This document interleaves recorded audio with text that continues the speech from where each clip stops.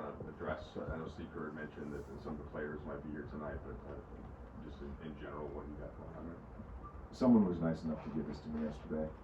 Steve texted me that he was having some folks from Poly Charter High School at the game tonight, and so go up and say hi to him after the game. It's also a very comfortable league. But yeah, I mean, nice of Steve to do, and obviously anything I can do to support people, I'll do. You mentioned after the Clipper game that was as connected as you felt the team was defensively. And if you go back 10 games, the defense has been pretty consistently good. 11. The one before, but I've taken that sample size. Yeah. Sometimes you got to go back. You know, when you do the finder thing, when it says like 10 games, 9 games, 8 games, you just add an extra game. Well, you're just cherry picking though, because you could also go back another and then it drops. Sure. Yeah. Okay. Sure. Okay. I'm just letting you know it's been 11 games. That's all I'm saying. Fair. Why do you think, especially these last three though, like where's the connectivity coming from? How much of it, like, are there certain players that are leading it? Is it literally the whole team? Like, what have you seen to get to that connectivity? Yeah, I would say you certainly have to give a lot of credit to my coaching staff and our game planning, and then guys executing game plan. But you could have a great game plan, you could have a bad game plan. None of that matters if the guys aren't connected, playing hard, communicating, all of those things, being very intentional about what we're willing to live with. And I think the guys, I mean, have been fantastic. And LeBron, Doe, Gabe, Vando, of course, having him back. It's just, you know, everybody's had a high level impact on that. And by the way, I'm not trying to give myself credit at all. What I'm saying is, for a defense to be connected and a defense to be good, the defense has to have connectivity between the players and the coaching staff, and that's what our group has right now. We could have had a different game plan. I think we still would have probably executed at a high level. That's why I have a lot of confidence in this group. And you know, I mentioned LeBron's leadership the other day. You know, he's been fantastic. And then just you start going down the line, and like Jackson, you know, starting games, coming out early, us going to small ball, us executing whatever we try to do there, the fight that Doe and Vando and LeBron have had, and then Jackson coming back in, and everybody's just doing their job at a very high level. JJ, we last spoke to you before Luka participated in the Stay Ready game. How did that go? How did he look? And how are things trending with the possibility of Saturday? It went well. You know, I think probably more likely Monday. Again, no commitment made on anything, but probably trending more towards Monday. No setbacks. He looked good yesterday.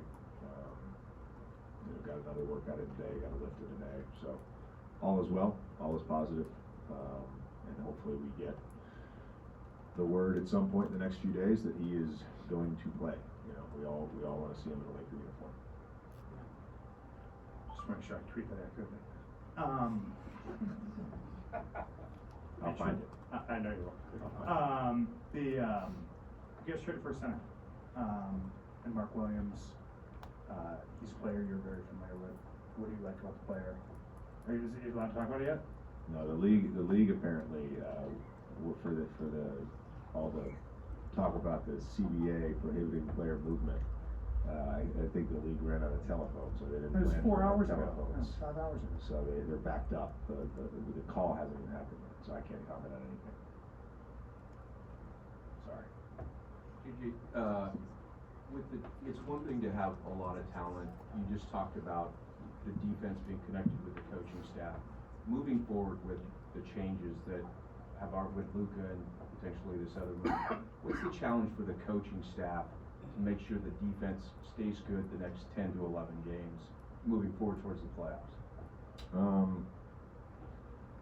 Just continuing to build on our identity that we built over the last 5-6 weeks. I think having Doe in our locker room, having Doe on the court, having Vando back, that's been huge for us. And I know a few weeks ago I talked about the ability to lead is bestowed upon every single player, regardless of your status or role on the team. We all get to lead in different ways, and I just think our guys have really bought into that, and we have guys starring in their roles, and that's on both sides of the ball. Hey JJ, apologies if you've answered this at all in the last few days, but obviously as a player you had to experience getting traded under circumstances that were against your wishes or what you'd expressed, I guess, to the team. What's that experience like from a player perspective of just sort of, I guess, a combination of the shock of it, having your life uprooted? Like, what was that experience like for you? In some ways, the first time I got traded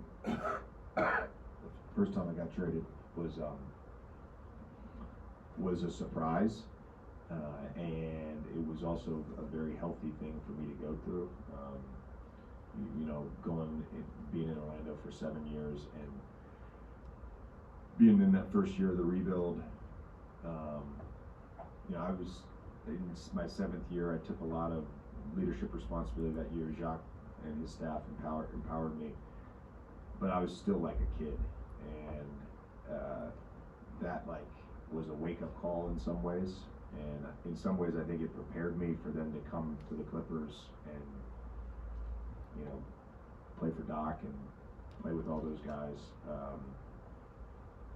We didn't have a wife and kid, I didn't have no kids then. My wife and I didn't have kids then, so it was just, let's move into an apartment for a couple months and we'll get to the off season when I'm a free agent. It wasn't that strenuous. Then the last year, obviously I wanted to be somewhere that I had a chance to win a championship. Ideally that would be somewhere that was close to home, potentially drivable, and that didn't happen. Got traded further away, but it was a blessing in disguise, and I didn't realize it till 4 or 5 days ago, because I got to play with Luka for 2.5 months, and now I get to coach him. So, and I also became friends with Jalen Brunson and Maxey and all those guys. I look back on that experience, and I was very angry for a day, and it actually was the right thing to happen at the time. Just to drill down a little bit more on what Johan asked you, could you tell us anything more about the 5-on-5, how long you went, who was involved, and then what needs to be evaluated to determine whether Saturday's out of the question or not? He ran up and down the court, he shot the ball, and he passed the ball, and he played defense. He did. There were 6 guys on the court, and then some coaches, and it all looked good. I mean, I don't know. It just looked like a basketball stay ready game. I don't have anything else for you on that.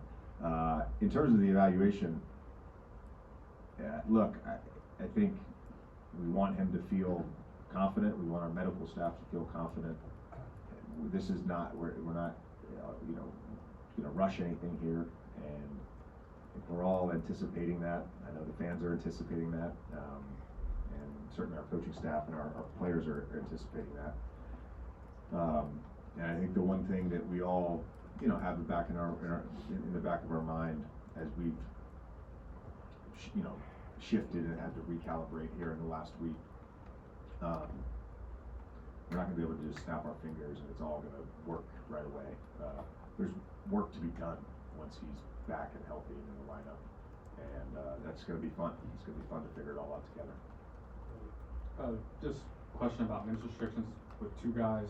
Dorian, is he still on a minutes restriction? He played 32 against New York. And how has Vando responded? I think he played 18 the other night. Most of his plays since coming back. Vando physically responded since minutes increased by 2 games. Yeah, with Vando, he's responded well.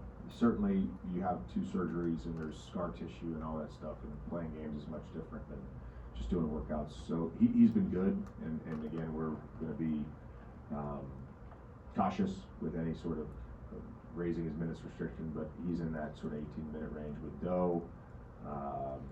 He's now at, we can get him to 30. So as long as his ankle is responding well and the treatment and the recovery process, like he can play 30. So and our medical staff,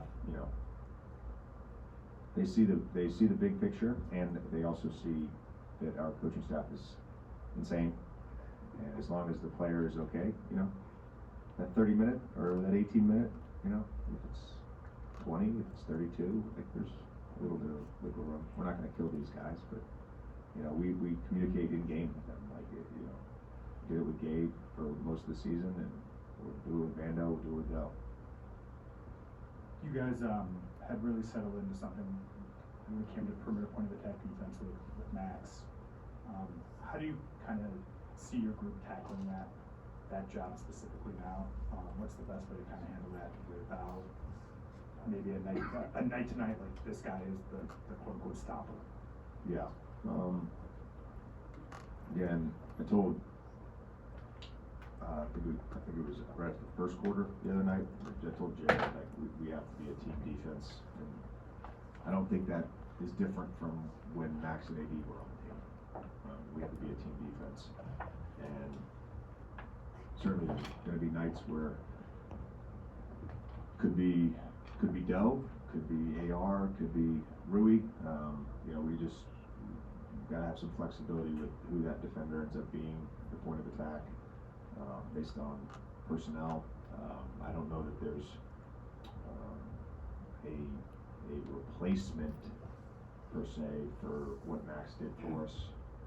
That's why it was very difficult to lose him, not just as a player and what he'd done on the court, but the type of person he was. JJ, these last 3 games, I asked about the defense earlier, but Rui's been on a shooting streak. Right now, I think he's 63% overall, 58% from 3. He's up to 12th in the league with 3-point percentage. Where do you see this rhythm, like how consistent it's been, and then kind of thinking about adding Luka as a guy who continues to even create better moves? Yeah, he's been really good off ball as a cutter. He's been really good at recognizing when he has mismatches for early duck-ins. He, I think, him and Doe particularly have been the beneficiary of us playing small ball. So that's been a big thing. They've gotten some really good looks out of that.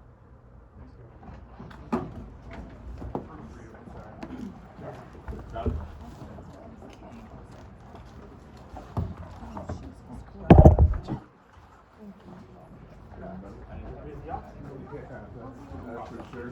In season, off season. Sorry, what's that? I got a big head.